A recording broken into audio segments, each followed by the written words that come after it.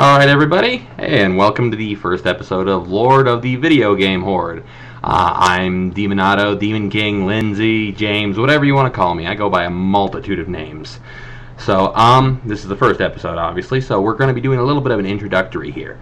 What I'm doing with this Lord of the Hoard game thing is I'm not doing a Let's Play, so you're not going to be sitting here watching me record as I game through the entire game. I am going to be doing my own personal opinionated reviews of my old games and so on and so forth. What we're going to be doing is I'm going to be having a randomly selected game every so often, and I will sit there and focus on the game no matter how much I hate it, if I do indeed hate it. So I'm not given any predisposition about any of the games that will be selected. If I've already beaten the game, I am not going to play through it again and beat it again. I will simply just do a wrap-up review right there at the beginning of it at all. Now, many of you are sitting here wondering, well, why are you doing this? Well, I'm not doing it for fame. I'm obviously not doing it for money. I mean, did you hear an intro song when I came in? I didn't think so. And, well, why me? Well, why not? I've been a gamer for quite a long time. I've probably been gaming longer than some of y'all have been alive, even, for that matter.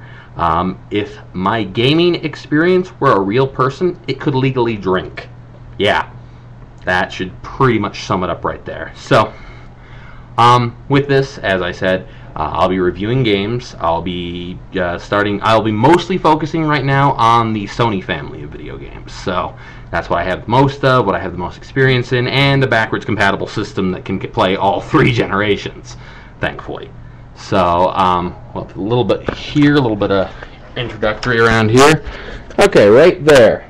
Currently, those are just the PS1 games, and we're going to start in the PS1 section, and we're going to move forward in the generations as time goes on. This right here is my rig. And we got a little crappy RCA TVs hooked up to a speaker system, and there is my PS3, as nice as it is in there. There's a stereo system and so on. And yes, I know there are a bunch of games and movies kind of all lounging about in there, but... So, also, this is completely done ad-lib. This is all a first shot, first take kind of thing, so... I guess without further ado, we'll go ahead and we'll get started here. So, first off then, every week, to keep the randomity, well, not every week, but every episode, to keep the randomity kind of kept up, I will be choosing a multitude of gremlins to go ahead and pick out my game for me. So, without further ado, gremlins, go!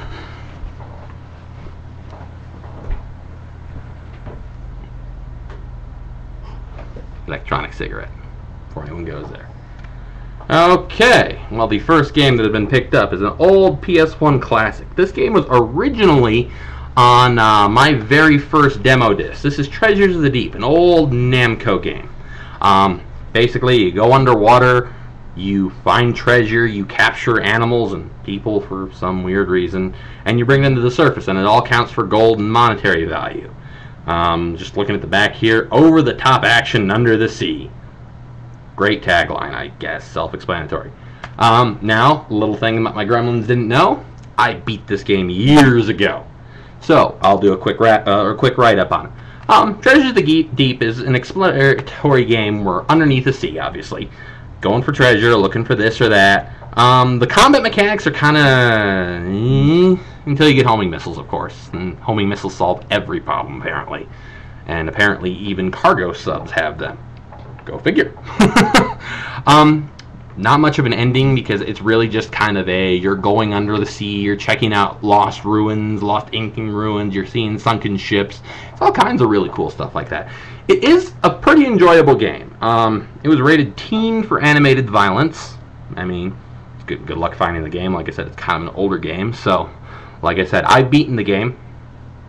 So, with that, I don't have to go through and beat it again. So, I mean, overall, I'd give the game a C. It's passing, but it's not a choice game for me.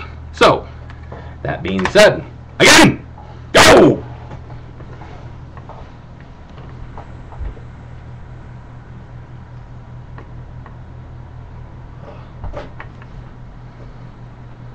Kind of caught you off guard with that, didn't I? Okay. like I said, normally I don't do any predisposition, but we had a little bit of a debate going on at the beginning here, and I guess this has been my Gremlins pick throughout my household. So all of my roommates, friends, and so on have picked this game because it was kind of a favorite of a lot of people. So it's a classic. Again, it's on a lot of the original PlayStation demo discs, and I really enjoy it. It comes from SIA itself. It's the classic Medievil. Let's see, a gothic tale straight from the grave. Now, we have the advantage here. This is a game I haven't beaten, so I will be getting this game beginning to end as soon as this video ends. So there won't be another video made until I beat this game. Now, I remember when the game first came out, I believe I saw it in either official PlayStation magazine or something like that. It looked entertaining. So I went out and, well, I didn't buy it. I was a teenager back then. That was a long time ago. So I believe my dad got it for me. I don't remember the exact details of this game. It just kind of came in as one of those in-between games. So I really enjoyed it then. It's a hack and slash game with a little bit of a puzzle solving aspect to it. So we're going to go ahead and try it out after I beat the game. I'll come back and I'll make a wrap-up video of it, give my thoughts, give the ending. Well, not necessarily the ending. I mean, there's going to be spoilers probably in every one of these videos to some extent. I didn't with Treasures of the Deep because, well, there's not a whole lot of depth of that game. It's a starter game. It's fun, but that's about all the depth there is to the game. So, Medievil here, though. This one I've enjoyed quite a bit. Some puzzle solving. I rage quit on it a lot. So the thing with it is that I will be disciplining myself to only play this game with a few exceptions during the time that I'm playing it, so that I can quickly get a wrap-up review. My wrap-up review will come immediately after me completing it.